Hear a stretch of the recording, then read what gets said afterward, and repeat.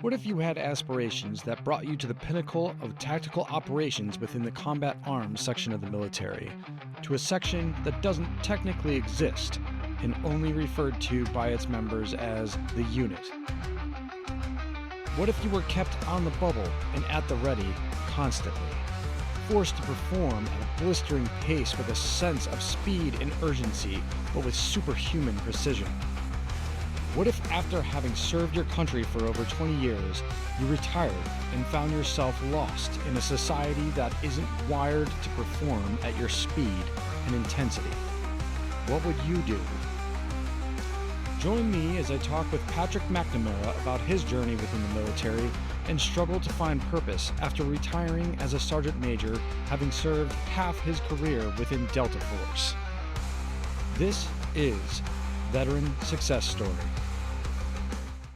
Thank you for joining us for another episode of Veteran Success Story, the podcast out there that is meant to inspire and inform other people within the veteran community. This next guest is Patrick McNamara. He served, I think it was 22 years, starting off as airborne, then special forces, moving on to a special forces unit within Germany during the Cold War era, and then lastly, finishing up within what the Army, or what the members within call the unit, or what other people out there in Hollywood knows as Delta Force. I know there's a stigma around Delta, but for good reason, and I know that even I had written some stuff in there to where we had worked alongside of some of those agencies, to where even the DoD, when I put it in the book, it was secretive to the point to where they pointed out and said, hey, whoa, nope, redacted, take that out of there. So there's a stigma, mystery, I guess. But in talking with Pat Mac and our conversation, he's just another person who cares about people out there and is using those military skills that he learned within service, and that trade craft and skill craft, if you will, in order to help others out there within society, to take the skills that he was given within the military and translate them into not only give them to other military members, because field craft, street craft, as he put it, is something that's disappearing. So this has kind of been his passion, his focus, and spreading this stuff out within society, within the veteran community, and making better people through it. So I hope you enjoy this next episode. Follow and subscribe for more. But thank you for joining us on another Veteran Success Story. Today on Veteran Success Story, we're joined with Patrick McNamara.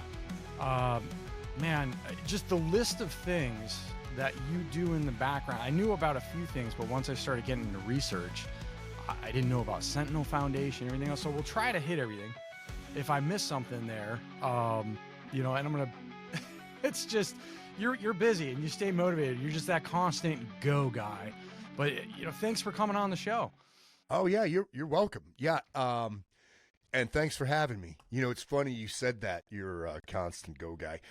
People ask me now, when they see me, they say, how you doing? Are you really busy? I went, no, I'm as busy as I want to be. Well, I like that. I've hit that point in my life where, I am busy, but it's not because, it's because I choose to be. It's not because, oh my God, man, I have all these commitments and stuff's falling through the cracks, and I don't let stuff fall through the cracks anymore because I regulate what I have to do and need to do. So yeah, I'm as busy as I want to be now. No, that's a nice place to be in. I mean, that's, and with everything that you're doing out there too, it's almost like it's something you enjoy, and when you're doing something you enjoy, it's just, it's not work, but it also builds into where it's like, you're motivated. Yeah, I want to put this stuff out there. Yes, people are, you're helping people through multiple ways. I mean, that's the basic dude stuff. We were talking about that prior, and it's common sense knowledge that quite honestly is not being passed on to the new generation. So it's really cool to see you stepping up, taking some of that the skill craft, field craft. I think I've heard you call it street craft before. But taking that streetwise end of things and putting it into something easy to understand, and informing the newer generation just in their format. So it's cool to see that you adapted there. Yeah, thanks. I mean that's one of like you said, trying to help people be better people. I love that, and I tell my wife all the time, I'm like, Rebecca, I have no idea what I'm doing. All these people are thanking me for this and that, and she says, just keep doing that, whatever it is. But I think a lot of it is people nowadays are genuinely craving genuine. In a world of people are myopic nowadays, and we live in this copy paste world where everything's go go go, and we our attention span is less than that of a goldfish now. We're kind of devolving in a way from our primal being. So things like basic dude stuff they're meant to be fun too. And the cool thing with the BDS is that it's all encompassing. You could be a little kid, you could be a housewife, you could be a businesswoman, you could be a regular, man between the ages of 20 and 60. It just covers all of the gaps. It covers pretty much everything. I like to say that basic dude stuff is all encompassing. It really is. Yeah, it really is. And the cool part about that too is, I mean, like you're saying, it's something fun. They're quick clips, most of them 30 seconds to a minute, and people go to search out more. So then I noticed there on your mic, you have the University of Badassery podcast, which I've listened to a little bit of that with you and CJ. And some of this stuff, like, it just goes it goes deep. People don't realize. So like, you have that surface level and it's like, okay, but then like you're getting into some of the subjects. I know I think one of them I was listening to was leadership one and personal branding and stuff. But it's like you overview it and then you're deep dive, and I'm like, oh man, like this is good. You guys really pull it apart, but it's in a way where anybody can understand. Yeah, man, thanks for that. We've also done historical podcasts too. And we kind of give the Cliff's Notes version at like a 14-year-old level, because we're both, CJ and I are both pretty immature at times. We could be, we've never detached from the kid within. So we've done stuff like the Endurance, Shackleton. Which, as far as like, well, leadership book, oh my God, our survival story, I think it's probably unmatched. We've done the Core of Discovery, Lewis and Clark. We've done stuff like historical figures like Evel Knievel, Mr. Rogers. So yeah, we've reached back in history too, and had a lot of fun with that podcast. I'll have to look for the Lewis and Clark one. That sounds awesome. I haven't seen that one. I mean, that to me, it's still amazing to me. How because it's today. I don't think we could replicate that. We are not the same type of human being today that can do that. It's just absolutely freaking amazing, considering, the amount of distance that they traveled in unknown, hostile territory, and then lost nobody. Nobody died. I mean, one person died. It was right at the beginning. Appendicitis didn't count, but they lost nobody. It was amazing. Yeah. And considering the year, 1804, 1805, come on. Yeah. And talking about that, so you had said that, you guys you're looking at this stuff at a 14-year-old level, really, and because, you never grew up, or you're never detached from that inner child kind of thing. But I think a lot of the military, especially ones that, if you're in for any amount of time, time kind of freezes, Right. and when you get out, I know my platoon sergeant, he's now at this point, my old platoon sergeant, he, 20 some odd years, and he's finally leaving the military this year, but he is, just like the 20-year-old, just acts, and they have that, there's some of them that mature afterwards, but Right. I honestly think that some of the veterans out there, that inner child is just something to be in touch with. It's you're not burdened down by society and everything else Right. going on around you. Yeah, I mean, I think it's healthy too, not to take things, life, yourself too seriously. And it would be a real bummer if you just kind of grew old, stiff, crotchety, grumpy, unhappy, complain about everything. Now, I complain about a lot of stuff now, but I kind of make fun of myself while I'm doing it. It's hyperbole. I make fun of everything. Everything bothers me. I've got a million pet peeves. I don't like anybody, but I know it's an exaggeration. It's all hyperbole, and I do it kind of out of fun, even though there's a part of me that is very serious about it too. Just people in general, and At least you're not the Clint Eastwood picture on the front porch, get off my lawn. Right. Yeah. No, yeah. No, the kids in my neighborhood dig me. Yeah.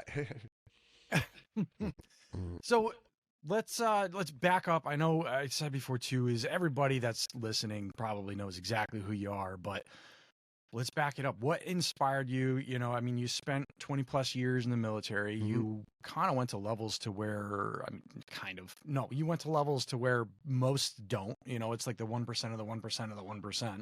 Yep. What kind of brought you there? What inspired you? What pushed you into the military end of things? From what I understand, it wasn't that same thing when you were a kid. Right. Yeah. I think it's a combination between sport and love for the outdoors. Yeah. I mean, I loved, one of my favorite things to do when I was training for wrestling, when I was a wrestler in high school, I would go on runs, and I would go on woods runs, and beat feet, right, just cow trail right through the woods, jumping over logs and stuff like that. And I watched a couple military movies. My dad was in the Army, and I knew the neighborhood had World War II vets, Vietnam vets. It was a vet-heavy neighborhood I grew up in, and I really appreciated, with the wrestling thing, being on a team and knowing that you have to be an integral component to the team, and if you want the team to succeed, you have to be self-governed, and you have to make the best version of you to make sure that you are contributing to the betterment of the team. And I got good at it. I really liked winning. Because I grew up where I was not victorious in anything. Growing up, and then my I think my third and fourth year of wrestling, I got good, and I really liked winning. And I wanted to keep winning. I wanted to keep winning. I wanted to be a part of a competitive team. So yeah, the military was easy. It was an easy route. And then the special ops thing, I had no idea. I don't know what, when I was 17 years old, I didn't know what the military did or differences between branches of service or anything like that. So I just talked to every recruiter. It's as simple as that. And and they lied to me, and here I am. Now, did they say something about airborne, like right off the bat? Like, what attracted you to the airborne end? No, I just asked all of them a stupid adolescent question, that a 17-year-old high school wrestler would ask. What is the hardest thing I could do in the Marine Corps? What is the hardest thing I could do in the Navy? What is the hardest, I just went to each one of them and kind of did that kind of interview. Yeah. And at the time, the best answer was the Army. They gave me the best answer because they had what I call fast track to badassery access, where the other ones, it was more of a crapshoot. You had to go down different avenues of approach in order to make it that far. And then you're at the mercy of that branch of service, where I like that the Army had fallback stuff. You know what I mean? You were able to fall back, and then you could pick up, even though you fell back, you could pick up and restart again. But at the time, the Army had both Army Airborne Ranger available to me and Special Forces. They had the Special Forces baby program in place. Oh, yeah, X-rays. Yep. I was one of the first ones. I was Gen 1 X-ray. Oh, no kidding. Okay. I enlisted in delayed entry 1982, went in August of 1983. Yeah, and then started the SF course on my birthday, 1984, 19th birthday of 84. Okay. March. Yep.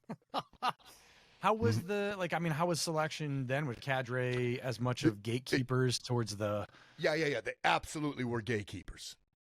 Probably more than now. But, and it wasn't even called selection. It was called pre-phase. So it was nothing, because first phase was a little different. I have no idea how they run first phase now, but first phase itself, the basic skills phase, the patrolling, the land nav, the survival, the rappelling, the ropes stuff, all that. That was kind of a breakdown phase as well, just smoke fest. Yeah. So what they did, they had this thing called pre-phase. Prior to you going to Camp McCall, you had to make it through pre-phase, and it was nothing but just a smoke fest. It just sucked. It was like 3 weeks of you lived in the barracks together. On Fort Bragg, you did PT twice a day. You did details, and you just got smoked. That was it. In a couple classes now and then, hip pocket training. Yeah. But it was just, and it was run by cadre who just graduated the Q course and were waiting for an assignment. So, those were like the gatekeepers, keepers of the crypt. Man. Yeah. Up on that high too in the very beginning. Yep.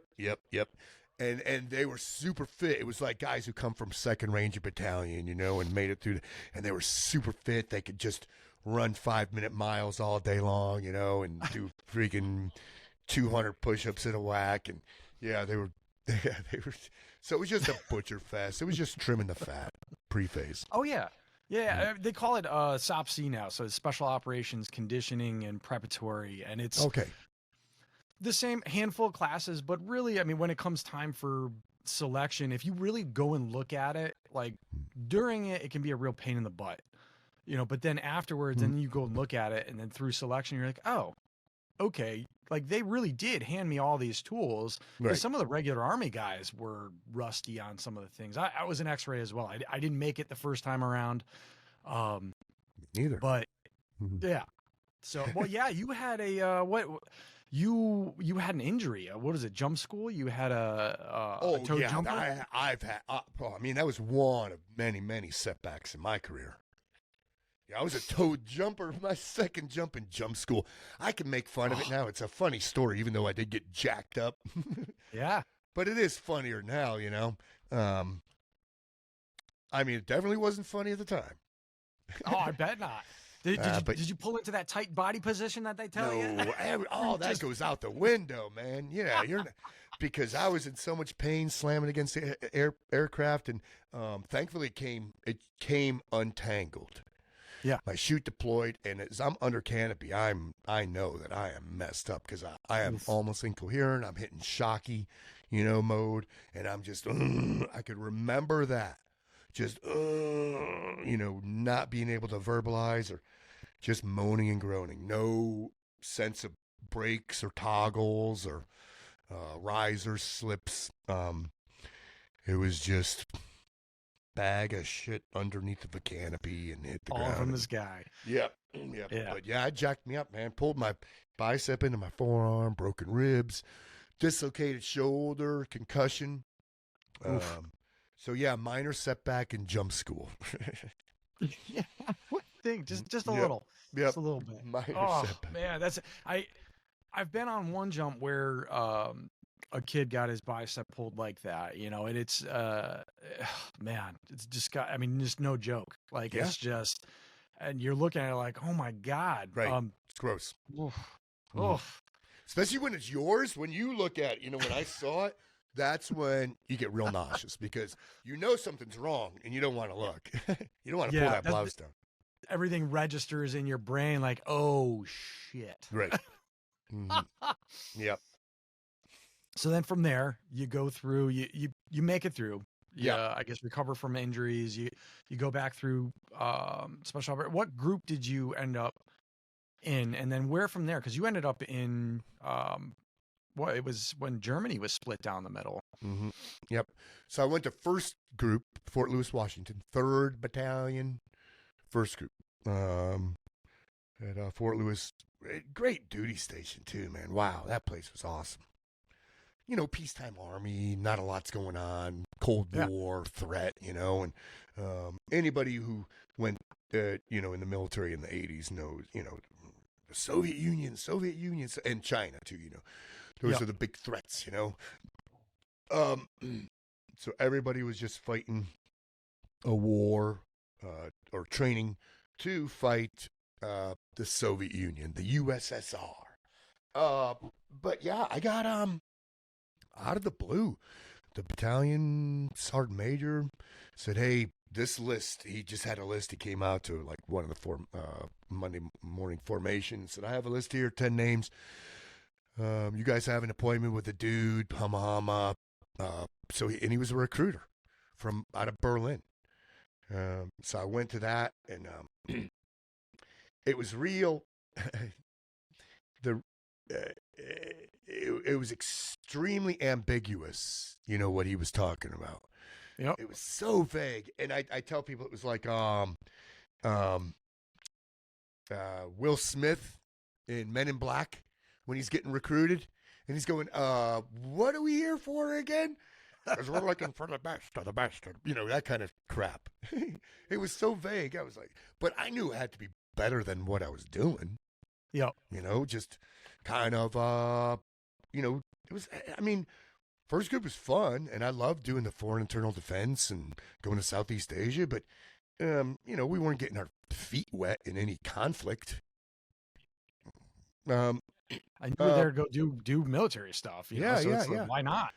So I go to Berlin via DLI, Monterey, German language school, and go to a unit called PSSC, who was traded hands from Detachment A.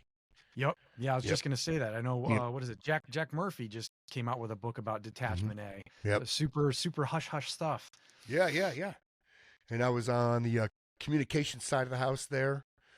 But a lot of fun, man, just running routes and all the street craft, the dead drop signal sites, and just a blast. It was a lot of fun. It was very cool stuff. It was very Cold War, Yeah. It was just very cool Cold War stuff. And people had no idea that jobs like that even existed for SF. They had no idea. And then another one emerges out of nowhere. Because this one the rating was on the wall. We're going to shut this one down. Because there was already forecast to, reunification was kind of, a thing that was possible. Yeah. Once Reagan took office. And then I got recruited for another one, USMLM, United States Military Liaison Mission. No idea this thing existed. And I met the criteria for them. And that one was completely different in that we were now on the other side of the curtain, spying on the Soviet army in Soviet-occupied East Germany. So the first one I was working in Berlin, West Berlin. Now I'm in Soviet-occupied East Germany. Yeah. Doing this overt spying. Okay. You know what I mean? So, not covert. I was wearing a uniform, military uniforms. We had a cover for action, cover for status. What are you doing here? We are a liaison unit for the Soviet military. Yeah, sort of like a diplomatic type cover. Right. In a way. Right. Yep. And they knew what we were doing. It's all cat and mouse. They were doing the same thing. Yeah, both sides. But dude, was that cool. I mean, hairy stuff too. Like hairy. Plus they had, carte blanche. They had to just smoke your stinking ass if you were caught red-handed doing something shady. Yeah, you're relying on that whole, well, we were told if we could, Right. we're supposed to be here. No, it's okay that we're diplomatic. Yeah, you see how Russia Right. rolls and stuff. You see the stuff with Ukraine where, there's, oh my gosh, just literally some of the stuff you see out there that they're posting, not only the drone hits, but then some of the atrocities on both ends. And it's just, people don't different understand rules, that. man. They have different rules of engagement.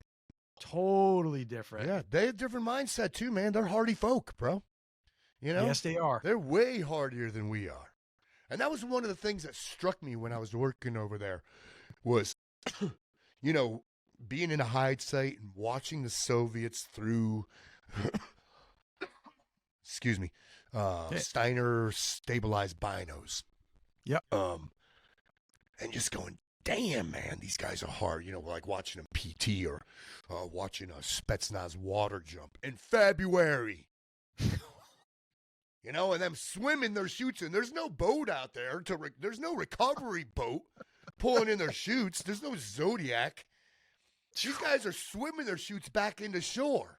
Man. Oh, wow. And then watching them, they're just used to like real shitty conditions, working in adverse weather and just in gray, dingy, cold, wet conditions.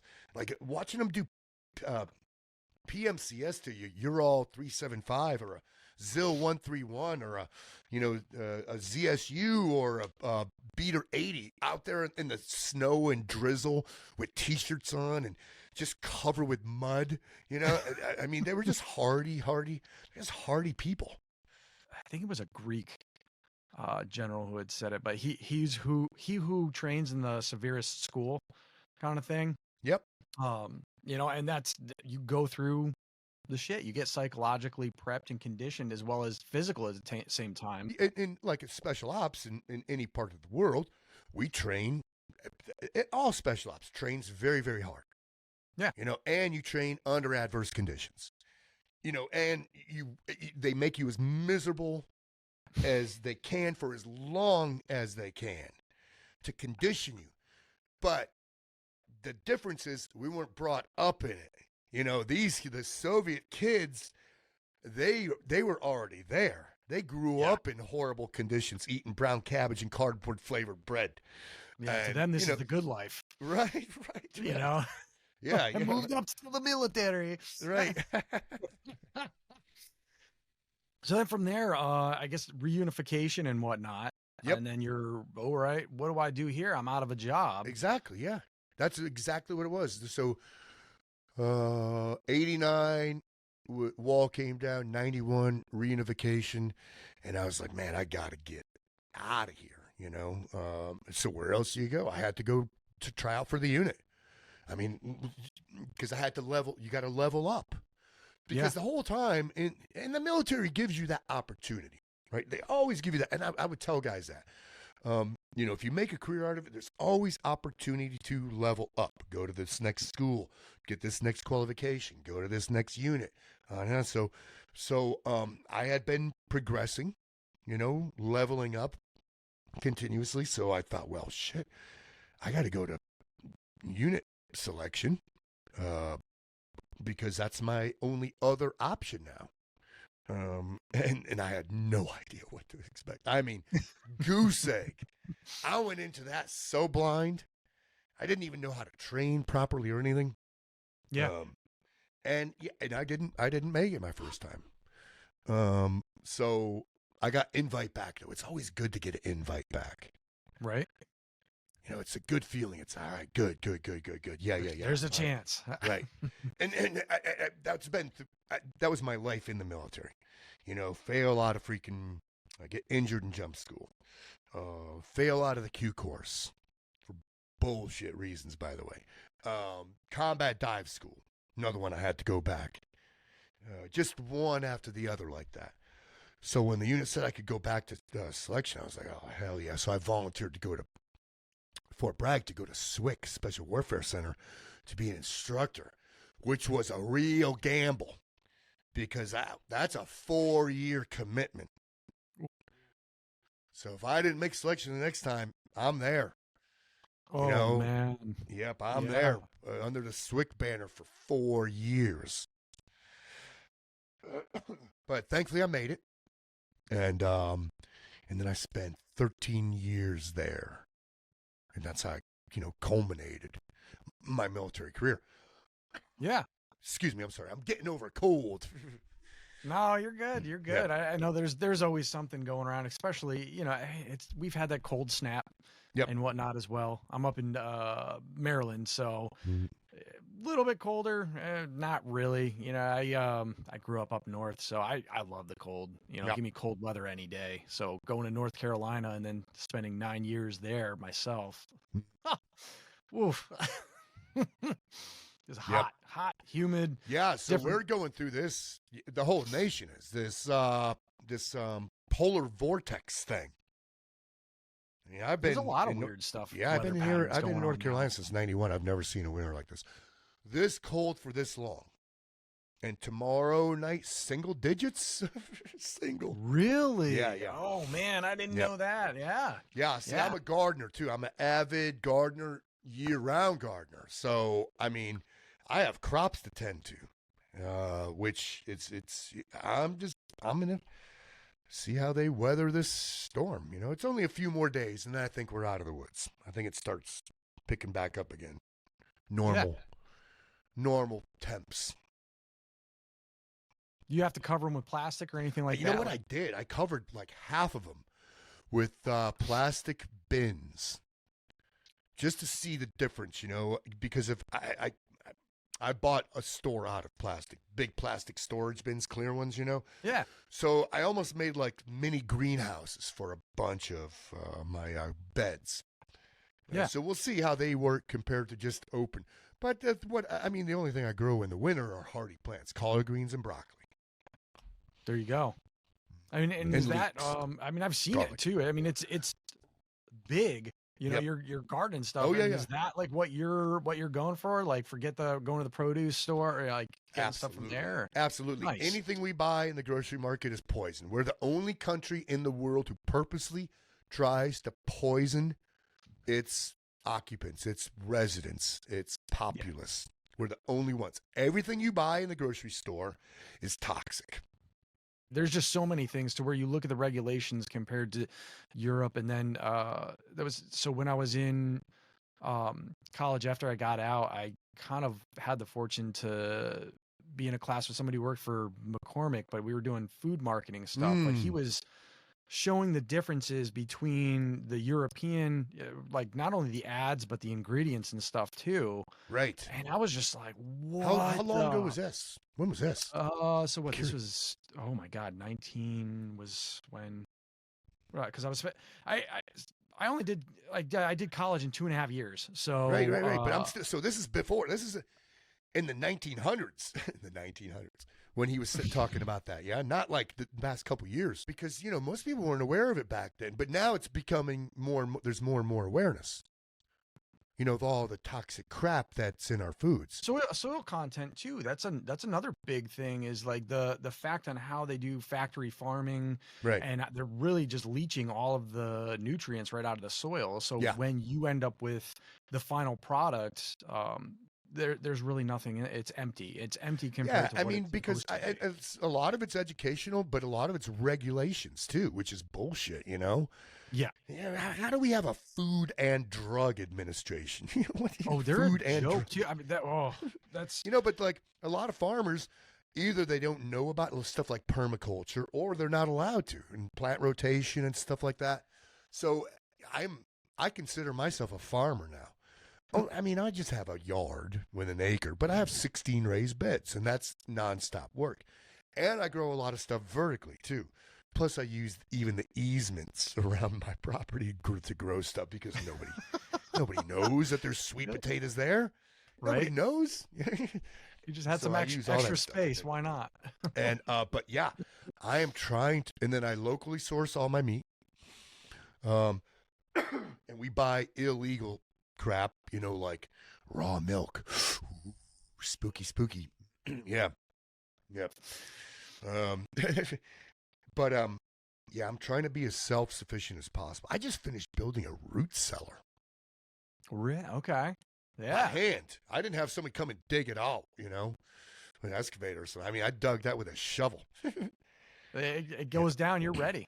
Yep. You're good to go. Yep, I've got it. Because my wife and I, we canned so much last year that we were running out of space inside.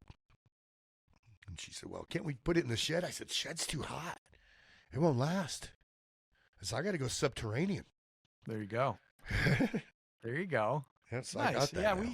we had something old school growing up. And there was somebody who kind of did that, like a root cellar down there, and there was the, sectioned off stuff with the shelves and all that. So Yep. it was interesting to see, because this is a 200-year-old house and stuff. But yeah, interesting to have that other stuff built in. We never used it, I mean, but knowing behind it what it was for, Right. and it's like, man, they didn't have refrigeration like they do now. It's just total different ball game. Well, let's get back into it. I mean, Yep. you end up going to the unit, and Yep. then that is, I've seen some of the stories and stuff out there. You're looking at what was it? Who's Geo Hand? Oh yeah, my buddy George. Yeah, George and I go way back. We were in first group together. Okay. Yeah. Yep. We went to combat dive school together and stuff like that. So yeah. It's just, I'm going through seeing military, articles or something pops up on my feed. And I'm just like, whenever I see Geo's stuff, I'm like, oh man, like, yeah, absolutely. Let me read through this. And just seeing some of the old escapades and stuff. And Yeah, he's a good egg, man. We would crack up. Yeah, we were talking about adolescence. Yeah, we were 5 minutes out of high school in our 30s. Yeah. Plus, we lived in the same neighborhood. We were neighbors for a while. Yep. People would ask, how far do you live away from George? I'd say 210 meters. Based on my pace count. Right. Yeah. Yeah, that's, oh man. And that is, so the Fort Bragg area in Fayetteville, there's like the old neighborhood that I was in when I was living there. There's third group sergeant major and there's a JSOC Right. surgeon and there's, Yep. people are just like, wait, what? It's like, I'm set. I like to know my neighbors, and Right. when I know my neighbors are capable and we kind of have this crosstalk in there and stuff, and you see each other and whatnot, it adds to something. That's a whole nother thing that we've lost over the years too, is we don't know our neighbors. Right. Yeah, I'm guilty of that too. I didn't know my neighbors here in this neighborhood until Coronacation. Yep. So I had been living here, like more than 2 years before I met a neighbor. Really? Man, I'm not into it that much, I'm not like, come over and have a barbecue type of guy. But I have really cool neighbors, a lot of military dudes, and I'm like, holy crap, man, my neighbors are badass. Yeah. So now we have a pretty good community, we got a tight community now in my neighborhood. Always good to have, and that was one of the things when, when the whole lockdown and everything happened, I kind of went out and around and just said, hey, look, I'm up here. If you need a hand with stuff and all that, just like, let me know, but I'm up here, wherever I can help and stuff, and just put a face to it, because then, Right. It's happened before. There was a tornado that actually hit the neighborhood that I was in Fayetteville. And I had known a lot of my neighbors down there, and I was in a complex at the time. Oh, I remember when the tornadoes hit Fayetteville. That was like a freak event. It was. There was 3 of them. Yeah. It was like Riley Road was just completely demolished. Yeah. And it went right tornadoes over. So in I was Fayetteville, bro. Well, and it became like a war zone for a time. Like we had looters. Yep. My neighborhood, especially, like there was I think 3 of us were allowed to stay. You know, I had just gotten back from Afghanistan. Yeah. And the cops showed up and they're like, hey, everyone's got to leave the neighborhood. You don't have power. We don't have running water. I'm like, dude, look, I got a grill out back that survived. I got my cooler. I moved everything into the cooler. I'm good. You know, and later that night, I go out and I go to walk around and there's a group of guys jumping out of a truck. Oh, yeah, the looters. So I was like, oh, I just went back in, grabbed a sidearm, you know, slung something across, and I walked back out and I was like, hey, guys, I know my neighbors and y'all aren't supposed to be here. You guys need to leave. And they just took one look and were like, burn, like burned out. They don't want any resistance. Yeah. No. Yeah. Just one person to stand up on them. And, you know, that's another thing. I mean, we go down that road. Of course. But yeah, so I mean, that's actually, we could lead right into, you know, we don't, at the unit, it kind of goes black for you anyway. You know, that's all stuff we can't talk about. So, you know, really going into what you're doing now and how people can stay vigilant, stay aware of their surroundings and stuff. That's a lot of, you know, what do you see kind of just with how people are just blind, you know? And especially now, I like to say that I have this mantra I've been saying now for like a year, and it runs something like this: we human beings are devolving rapidly. We are slipping further and further. We are distancing ourselves further and further from our primal being at a rapid pace. So yeah, we are really fading fast, and a lot of it's just because of, you know, it's technology, stuff like that.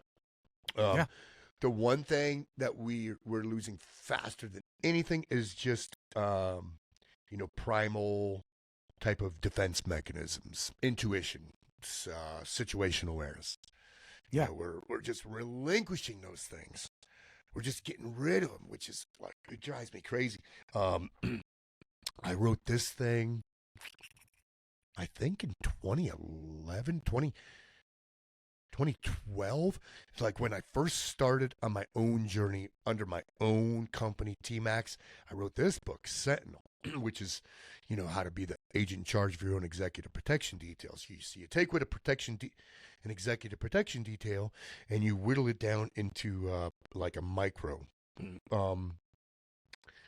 fashion where you're still doing everything that an executive protection detail does, just on your own. Yeah. You know, it's EP, executive protection light. But even just having those pieces of tradecraft puts you already like light years ahead, because you're thinking, you're you know, you're constantly thinking. It's the same thing as going out on a patrol, you know, to where if you're doing it right, your mind at the end is exhausted because you're constantly looking, you know, hey, is this where's this? Where would be the right. Yeah. So on patrol, you have to be, you know, we could talk about like Cooper's color code, you know, from white to red. White, you're in zombie mode. Red, you're fighting for your life type of thing, you know, and then you have yellow and oranges and all the different shades of those. Excuse me. But so on patrol, of course, you got to be, you know, on alert. You're almost into the orange a little bit, you know. Yeah. I just tell people, you know, out and about, just take a look around, man. Just stay out of the white, because too many people nowadays are just walking around in 45-degree syndrome. Yeah. They're blind, man. People are not awake anymore. You know, there's a lot of people who are woke, and those people aren't awake either.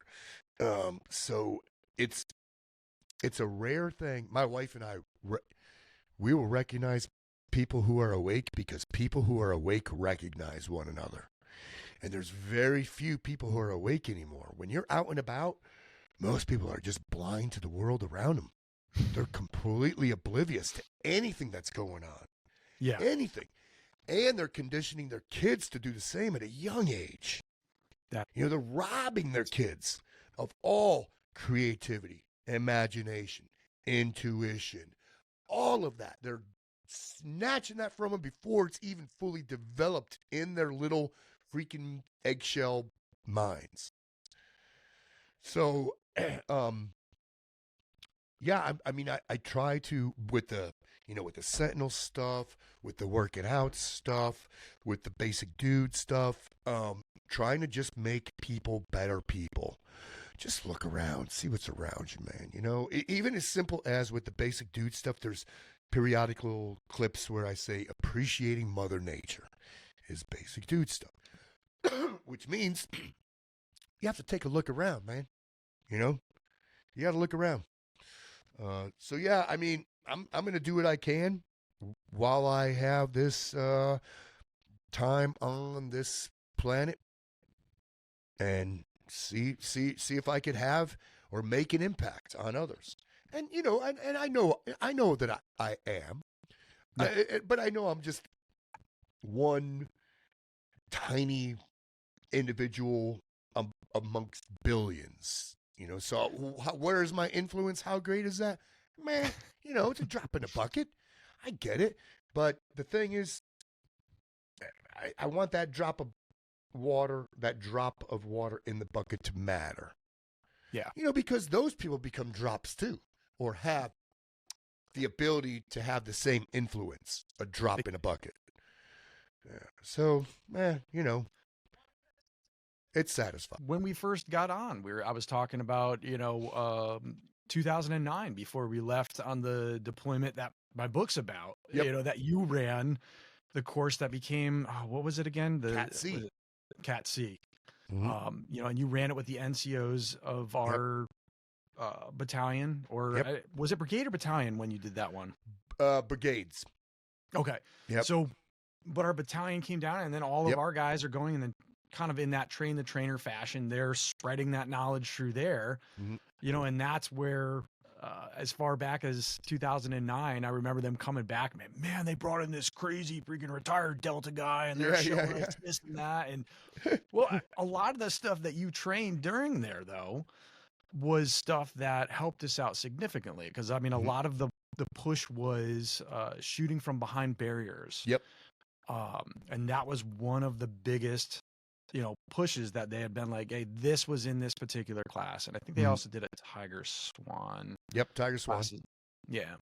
Yep. So there was that stuff. But I mean, that alone right there, and that's where my awareness of you kind of came from originally, and then seeing this through the years and whatnot. So, I mean, you've done more than you think. Yeah, I mean, it's nice. I appreciate it. I still got work to do. I'm not out to change the world. I'm just out to change for the better anybody within my reach who needs it. I'm not saying I have the answer, or the solution to all of the problems. But if I can make a difference, I'm thrilled to make that difference. Thrilled. So going from there, that was, if you want to back up to 2009, you're like, that's right around when T-Max kind of came to be, wasn't it? Like right around, you were let go. You kind of almost had, from what I understand anyway, there was an implosion. There was like a bad marriage. There was, you just got hammered, like hit after hit after hit. Yep. All angles. 2010. Yep. I got laid off. Had no idea what that meant. I don't even know. What does that even mean? Because, I'm in the military for 22 years in special ops. Yep. And you don't think about job security. You think about getting in trouble, getting yelled at, getting smoked, but not getting fired. Like, you're out of here. So I get laid off.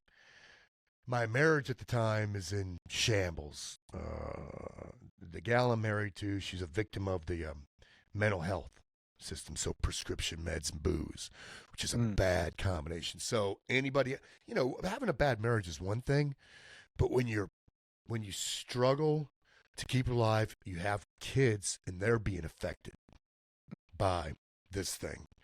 Yeah. So now you're doing double duty too. So I to her chagrin, I generated my own business. The gal I was married to wanted me to work for somebody else again. Pick more low-hanging fruit.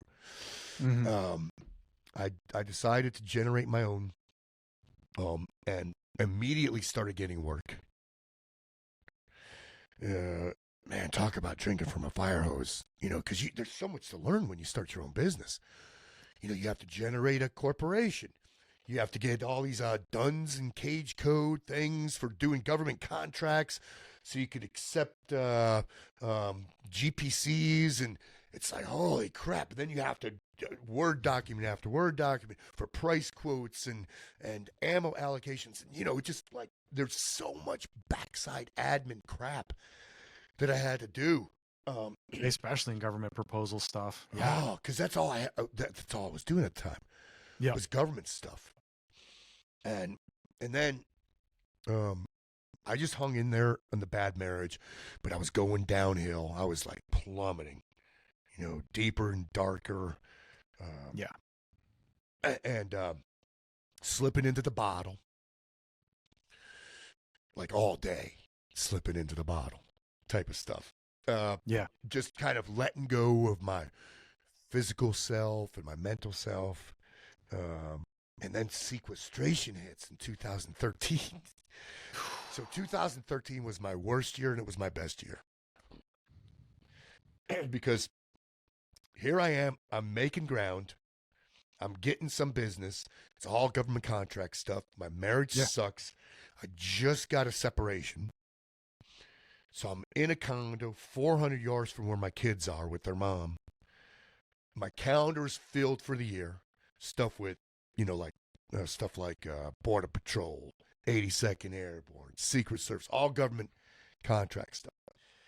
And then I think it's February of that year, the light switch goes out. Sequestration. No work. So I'm already, too, because of the separation, $80,000 in credit card debt. Because I had to absorb the debt that she created. I had no idea that we were in this kind of debt until I had to consume what she was spending. So I got this $80,000 freaking monster on my back. Calendar's full. Light switch goes out. No work. Trying to get a divorce. Paying a high-dollared lawyer. Trying to get custody of my kids. In a mommy state.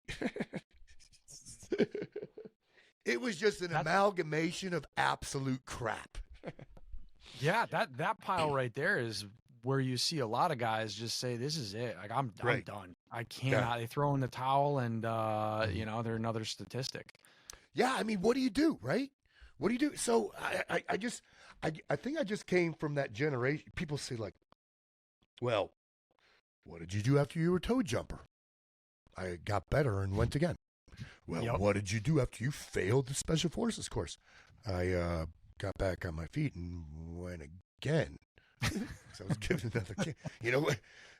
It never occurred to me. The whole quit thing? Yeah. It just wasn't, it's not a part of the fabric of who I am. So with all that shit happening around me, you just keep freaking pushing and sending out, star-bursting signals to see who's got employment for you at the time. That's all. Yeah. And then you gather some money here and you pick yourself up, you dust yourself off, and you start climbing back up the hill. And it worked out. It took a long time. Everything takes time, though, It does. It all takes time. But it was so 13 was my worst year and my best year. Worst because of all that stuff. Best because that's when I found or started a new relationship with the gal I'm married to now, Rebecca. Makes a big difference. Dude, this was, at the risk of sounding freaking corny and romantic and all this bullshit, I realized when I met her, I never knew what it truly meant to be in love romantically. Mm-hmm. Never knew. And I had been in a series of different relationships. I had been married twice before. But and I still, we had this talk yesterday. We're 11 years in, and we had this talk yesterday where we looked at each other and we both kind of said how grateful we are for one another and that we don't take it for granted. Yeah, that's big. Because I think about it all the time. I'm like, dude, I am blessed, man. I live in a stable home where I'm busy. I don't have debt. I own stuff. I got my wits about me. I got my health. I have love. I have all this stuff, man. Not everybody has this stuff. I mean, I don't have, wealth and power, but I don't know. That's not. I have happiness. I have fulfillment, which is very, very cool. To have, man. Well, you even get those people with wealth and power, and you could just look at some of them, and you just know they're miserable. They're constantly caught up in their own, whatever it is, whether it's their search or their journey or. But they haven't got it, and they don't feel fulfilled. There's no purpose there, and they don't have a strong support system under them. It's all built on that false end, because usually someone that's their end goal is they're filled with a bunch of other, power and money driven people. And the second that, you slip up, you're under the rug, you're gone, see ya, because someone else is going to take your place that's in that same. But if you have that strong foundation and you have that support system behind you and you've built that foundation the right way, you can't go wrong. And it takes, and here's the thing too, like, I think we didn't say this on air. We said it before when we started up, when you and I were chit-chatting, but I mentioned that I'm as busy as I want to be right now. So, and it took a while to hit that point. I mean, a long time. But what that is freedom through discipline. Mm-hmm. I mean, I didn't get to a point where I could say, I'm as busy as I want to be. By sitting on my ass and freaking, just watching the world around me develop. I'm developing the world. I'm a part of it, man. And you're leveling up as you go too. Right. Leveled, continuously. And the grind, man, I worked. I mean, worked. I tell people that for a decade, my pace, my work tempo would have killed a normal human being. I mean, it was like, holy crap. I mean, I really pushed for a long time. There was no break. Yeah, no break. 10 years, I was doing 4 courses a month for 10 years, 4 courses a month, traveling on an airplane for most of them. Every week, different state. 10 years. Dragging 2 big Pelican cases with me. Shitty flight, shitty rental car, shitty hotel, shitty range. 10 years. Every week. You'd get done with it on Monday, or you'd fly home on Monday, do your admin, your banking, your taxes, your fulfillment, your registration, your maintenance. You pack up on Thursday, you leave on Friday. Rinse and repeat, rinse and repeat, rinse and repeat. On and on and on. 10 years. So I remember looking just like this. My year calendar is right here. And I remember in January of 2020, looking at this calendar and going, I'm exhausted at that point. Exhausted. Yeah. January 2020. And I'm going, damn. But I'm also thinking I'm very blessed. The calendar's filled. It's filled. 4 courses a month. That's a lot of revenue. It's a lot of work. Because at the time, the wheels on the bus, Yeah. It was, I couldn't stop the momentum. When I would finish one course, people were asking me about next year. Yep. And you can't say no to next year because you don't know what what next year is going to bring. So you got to fill next year's calendar. You have to. Yep. So there was no end. There was no end in sight. I'm looking at that calendar. I'm going, I don't know if I have it in me anymore. I don't know if I could keep up the Mac show. You know, boogers, get you some, gas it up and burn it down, you know, constantly. And then the teaching and the 15 new people every week and working with 15 new strangers with loaded guns every week. Yeah. And then what happens? Coronacation. Yep. March. So for me, I understand that a lot of people suffer because they were out of work. I don't have buy-in on COVID. Sorry, people. But people suffered because of lack of work. Children suffered, especially, which sucks, which is absolutely criminal. You know, children suffering that because of greed. Yeah. Was to me an absolute catastrophe. Heads should roll still to this day, because those same children are still suffering. So I understand that, right? But to me, Coronacation was the best year of my life.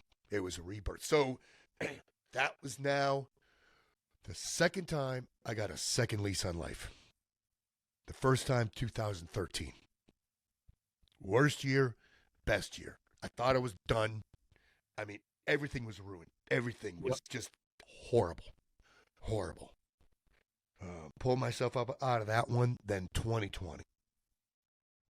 I mean, I was in apps. But in March, when that happened, there was this sense of not elation, because I did know, because I had buy-in like everybody else did at the beginning for about a month. And then I realized, oh, shit, never mind. I'll go along This is a psyop. Yeah. I'll go along with most of this. Yep. And the smart people, you guys can believe it all. Because after all, you're smart. So I think it was in like 2017. I it finally went into the black, and I was saving money, and I was no longer robbing Peter to pay Paul. That's how long it took. So that was 2017. So now I had a surplus. So when 2020 hit, Coronacation, I canceled every one of those. I emailed everybody and sent them all a monetary refund for their deposit. I had that money. Damn. I don't know how many checks Rebecca and I wrote, but I mean, we were writing checks at the kitchen table, putting them in envelopes, sending them, putting them in envelopes, sending them. But I had it. And here's another thing that happened. It was a cool year. In 2019, I developed, I'm an idea guy. There's always ideas. They're popping. They're coming in and out and blah, blah, blah. And thankfully, I have smart people in my life who could raise the bullshit flag and say, that's a great idea, or, dude, you're an idiot. That'll never work. People need that, though. Right? I mean, they really do, because like you can't see past your own, but you need somebody to be able to step up and be like, hey, whoa, man, slow your roll. Have you thought about this end? Because not only are you too close to it, but then you have those ones who are the false friends who are like, like they'll tell you anything. Right. Well, they're not really friends. No, that's a great idea. You could tell them about the freaking, the candy coated turds you're inventing. You know, they're called Reese's Feces, and oh my God, that's a great idea. But no, so I have a couple people. You know, I got CJ who could raise the bullshit flag on me, and Rebecca, she does it all the time, and I'm so grateful to have people like that. So yeah, but in 19, what happened is I developed the Get You Some bands, resistance bands for home gym stuff. I had no idea everybody was going to need them a couple months later. And that's what happened. Everybody needed them a couple months later. Is that how you ended up on Rogan? No, because I was in 19. So I ended up on Rogan prior to Coronacation. I was in 19, like at the beginning of 19. Okay. I think it was. Yeah, it was in March of 19. Yep. So these are all new chapters since Rogan. He would have loved this story, a follow-up. But I was making bank. I mean, like a living selling rubber bands. So much to the point that, Rebecca and I were in our backyard, and I mean, like I said, for me, it was when we March, April, May. I think for those 3 months, everything was closed. So she was out of work. I wasn't doing anything, but I was making a lot of money. I mean, oh yeah, it was a lot. The fitness sector went crazy. It was a very, very honest living. Yeah. And we realized people aren't doing this. People are out of work. Kids are suffering. So what do you do now? You got to give back to your community. Yeah. So that was the hard part, because there were so many scam artists during Coronacation. A lot. A lot. But we got a friend. It wasn't just Fauci. Right. No, not just him. But we got a friend. Her name is Fallon, and at the time she was in charge of the girls and boys clubs of Moore County, and we knew her. So that was one of our charities. Now, it's like, because they were running lunches, because kids weren't eating, man. Kids weren't eating. They weren't eating. They had no food. Their parents couldn't put food on the table. Right. Kids were starving at my county, and I don't live in a poor county, but there are poor chunks in my county. So we started doing that. We brought on like 3 different charities, and we were giving away most of, because I already settled my debts. We already paid for, because we didn't know how long this thing was going to last either. The Coronacation. Yeah, nobody did. So it was good lesson learned. But the other thing we started doing is, that's when we really started picking up our gardening. Self-sustainment, because Rebecca and I were already preppers. Which, by the way, when Coronacation hit, we didn't need to run to the store to get toilet paper. We were unlike most other people. Yeah. The only thing we needed was booze. And then we started making it. There you go. Yeah. But we didn't need anything. But ever since then, we became more, anything that happens, any kind of event like that, we learn from it, and we up our prep game. Yeah. I mean, even since Coronacation, several things have happened here. The electrical substations were sabotaged and out of electricity for 6 days. We had the gasoline crisis where the pipeline was hacked. No gas in the area for 6 days. Just one incident after the other. We're ready, man. Ready. Always. Rebecca and I were ready for all these things. Everybody else is freaking out. Not everybody. There's a couple. A few like-minded people. Yeah, so here we are, in 2020, working out, making beer, and selling rubber bands. And then that the involvement with the kids and everything, is that what led to Sentinel Foundation? It just... No, you know what? It's always, so I had no idea what the Sentinel Foundation was. I just knew that they're a nonprofit in the area, and that there's a former unit involvement. So I was thinking, cool. And what they, man, they've been in Western North Carolina ever since Helene hit. That place is it's a third world country. Yeah. I mean, there are towns that are gone. But during this past administration, what was heartbreaking for me, and I don't mean to get into politics, but here's the truth, folks, during the past 4 years, 85,000 kids a year are sex trafficked over our southern border. 85,000. And it was heartbreaking to me, because you feel you're powerless, what can you do? What can you do? I mean, where do you go? Who do you call? So, You know, they came up on my radar, and I chatted with them recently. I said, hey, man, I'm on board. Just tell me what you need to raise awareness, you know. So Yeah. I'm brand new to them as an affiliate. So I don't know much about them yet, but I just know that I have some knowledge about what they've been doing. Yeah. And it's a good thing.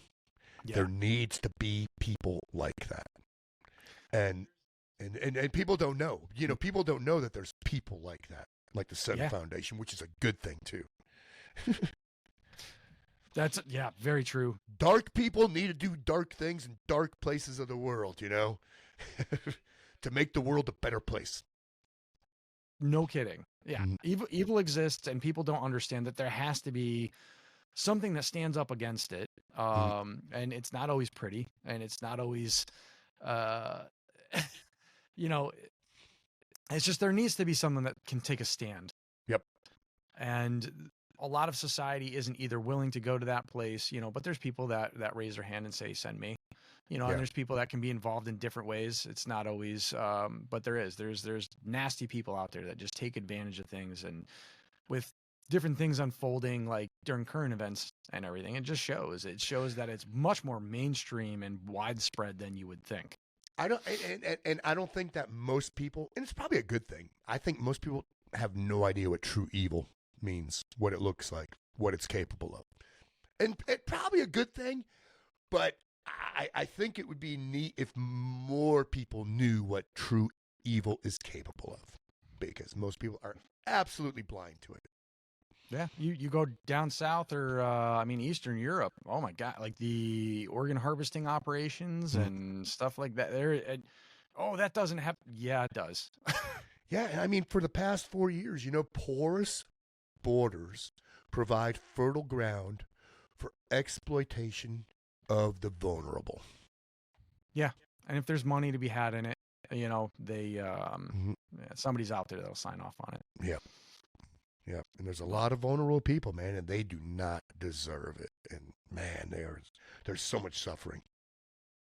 No kidding. So that's definitely something to where, you know, be a hard target, you know, and that's something that I see through your stuff. You know, I mean, the foundation of fitness alone in there already. You have somebody who looks like they can throw down, or you know, they look like they're in shape. Most times the people that are out for that, they're preying on the weak. They're going for that easy target. You know, that was, you know, I don't have to tell you. Yeah. Strong people are harder to kill. And I'm not talking just physically strong. A petite woman that's 5'2", 115 pounds, can be strong as shit just by appearance alone. Poise and confidence. Nobody wants to fuck with poise and confidence. Yeah. You know, as a predator, human, just like in the wild, needs to take on easy prey. They need meek, mild, injured, weak prey. Yep. So I know a lot of women who will say, well, shit, man, I'm never going to look like you, you know. I'm not going to be intimidating. No, poise and confidence. If your head is up and you're looking around and you have a confident look on your face, predator doesn't want to mess with that. Yeah. Yeah. I mean, he will, but you're not first choice. Exactly. You know, there are easier choices out there. That was one of my first compliments I ever gave my wife when I met her. Yeah. Yeah. Besides I like the way that your arms connect to your body. That was one too. It was my first compliment to her was I looked at her, I said, poise and confidence. She goes, huh? I said, that's the way you carry yourself. Poise and confidence. And it was a real turn on to me too. You know, I think it's sexy as hell too. You know, when a woman has that poise and confidence, it's like no one to be trifled with. And it's not arrogance. It's not smug. It's almost graceful. You know, it's like a ballerina or like a supermodel walking down a runway. You know. Yeah. Yeah. Poise and confidence. It's a great defense mechanism. Yeah, yeah. And then from there, I mean, you just start building on it, building on your kit bag. That alone, you don't need anything from there other than Right. mindset, Yep. and how you place yourself. But Mhm. then you can start adding to that kit bag, Yep. and it doesn't always have to be, oh, there's a video. I think I saw this when I was looking through some other stuff too, but where you were doing box jumps and you're in a set of, everyday stuff where no one would even think, but then Right. you, after the box jumps and a few somethings, you start pulling out, all right, well, Oh, yeah, here's yeah, yeah. number one, here's number two, Yep. here's this gun. And you wouldn't have never even realized it. Mhm. But I mean, there's definitely a progression of that aggressive stance. Mhm. It doesn't have to be all that either. But yeah, you can put a lot more on your body and move a lot more efficiently than people really understand, Yep. and concealed, in my opinion anyway. I don't understand the open carry stuff. Oh, yeah. You probably heard me talk about, I don't know if you have, but I always say open carry screams, uh, I can't fight, I can't shoot, I have a gun, come and take it. Right. Yeah, It it's screams it. I don't understand it. If you're going It's begging into, for like, attention, man. red game it. Yeah, Yeah. it is. It is. So you red game anything though, Right. and you look at it and you say, all right, if I was to be someone who was going to take this place, what would I first do? I'm going to look through, I'm going to see, and I'm going to see who I'm going to freaking have to worry Right. about. Yeah, who's the guy freaking clob over the head first, Right. Exactly. Yep. Yeah, it's so lame. Now, I carry everywhere I go. And folks, they don't know. People don't know necessarily because I'm not printing, but I carry. I just know that I am this. I live this life.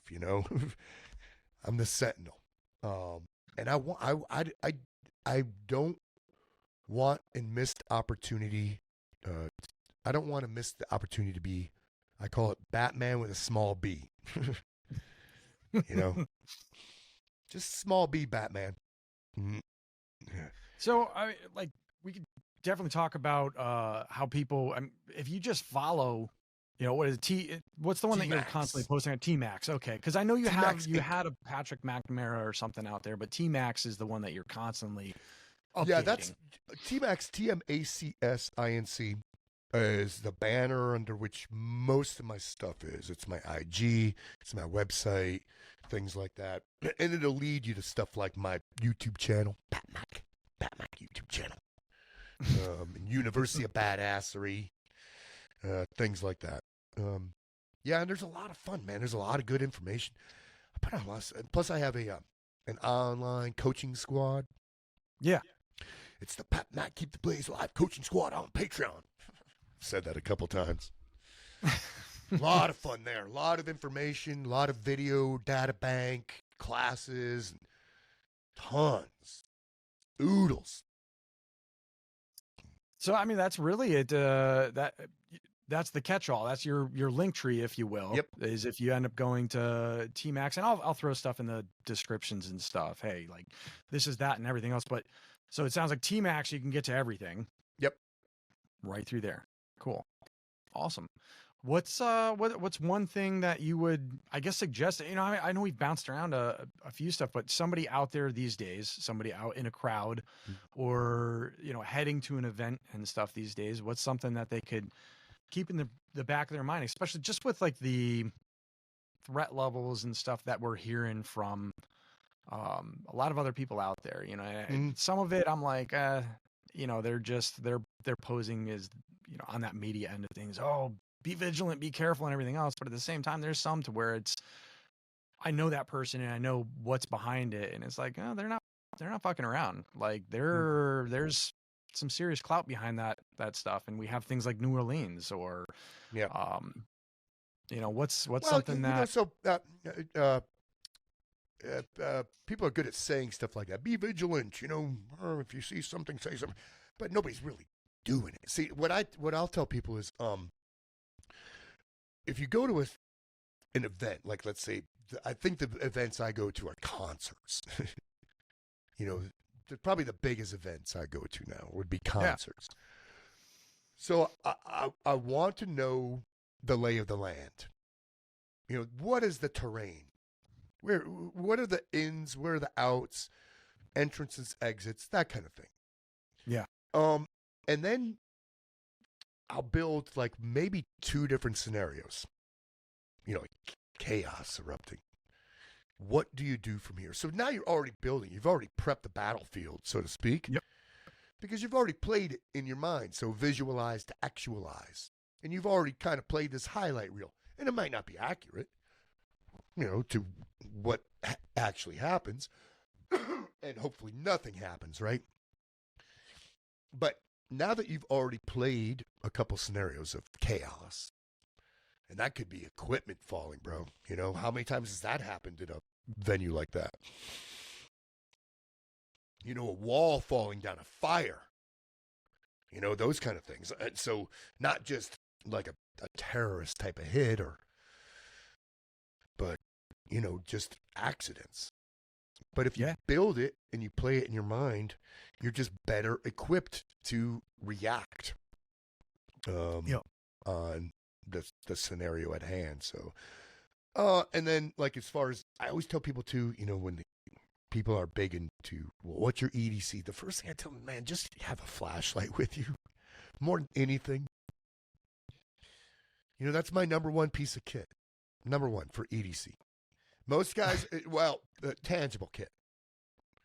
Number 1 is just this right here. The mind is the greatest weapon. All it's a supplemental. Just understand what is going on around you. You're not a ninja. Don't go into, deep into the yellow. Just trickle into the yellow. Just trickle into it because you want to enjoy yourself. Yeah. Yeah. So those right there are a couple of the pieces of advice I would give. I know an example from my end, and I'll just give you this one really quick from my end. But it's so going to college, going to university, there was a particular, they always throw these fire drills and stuff out there like that. And there was something that just rubbed me wrong about when they would do these fire drills. Everybody goes out like a normal fire drill, but the way the buildings, and this was when there was a lot more about, I know we still have that threat of school shootings and university shootings, but there was like a rash of them that had happened one after another. And they had a fire drill, and it was just everybody goes into the middle of these 3 buildings where they're literally putting themselves in a canalized area where I'm just like, right, what is happening here? And I started thinking about it and I'm like, okay, so why wouldn't they change this up? Because the instructions that they put out for all 3 buildings, if you're in this building, come to the middle, to all of them. And I'm like, why don't you just spread it to the outside? That makes it so much harder of a, and I actually talked to the head of campus security. I sent him an email and I got, I know. And I got back though. I got who the hell do you think you are? This and that. And I was just like, okay, well, I did my part. I tried. Yep. But just head stuck in the sand, and I was just like, all I'm trying to do is keep my mind going and saying, all right, this could be an issue. Yep.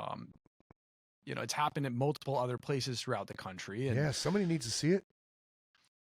Exactly. So without, sounding like, it's like, look, I got a little bit of a background, but I don't want to, but this is what I see. And it just turned into pointing fingers and nothing ever changed from it. But still, just that simple of thinking. Yep. Could save how many lives right there? Yeah, right. So red team. Yep. Now, Mac, just before we go here, I guess, what would you have for two things? What, any piece of advice for anyone else out there?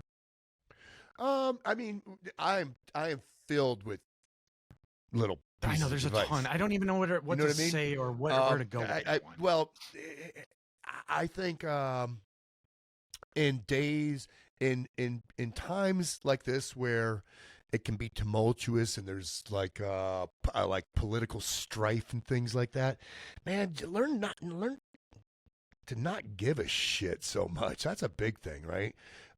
Stress is probably our as far as Americans go, what makes us the most unhealthy, what keeps us unhealthy. Stress. So worry about what you got going on and always try to improve your fighting position. You know what I mean? The old freaking infantry mindset, and be as happy as you can for as long as you can. Try to keep your distance from the shrill folks, because there's a lot of shrill folks out there, and miserable people, they want company. As the saying goes, they want freaking company. They want to bring you down with them. So I guess that'd be my piece of advice. Watch stuff like Basic Dude stuff, and it'll make you happy. Keep you entertained, yeah. And then, speaking of that, I would say also, monitor this intake. This is probably the worst drug that we could take right now. This is poisoning us more than anything. That right there. That is toxic. It's poisonous. It's true. It's poison. Yeah. Especially with your kids. It's poisoning your kids, folks. Well, there is a reason why, Steve Jobs, even the inventor of the iPhone side of things, and possibly arguably the start of some of this end of things. But he didn't let his kids have them. If him, Bill Gates, like all these tech people are like, nope. No way.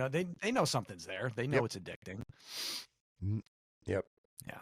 That was one of my first out and about, out of the military end of things, not living on post, not doing, or not on the active duty side where you're kind of in that bubble, and I think it was college when I first saw that whole thing to where they're on their phone. Yep. And, the fake, and then right back to this like weird, it was like the strangest thing to me. I was just like, what world am I stepping back into? Yeah. And I've definitely noticed, myself running some of the things that I'm doing with this. Yes, I'm trying to do good through using some of these tools, but also running that line of don't get sucked into it. Don't get caught up in this, and definitely don't ever be that guy that's the, the fake braggart, or the, just someone who's fake. Yeah. Yeah, a lot of that too. There is. Yep. But Mac, it's been great having you on. Give me a second because I want to just talk to you afterwards. Yep. But thank you so much for coming on. And absolutely, my man. Thank you, and thanks for the folks who listen to this. Yeah, appreciate it, Mac.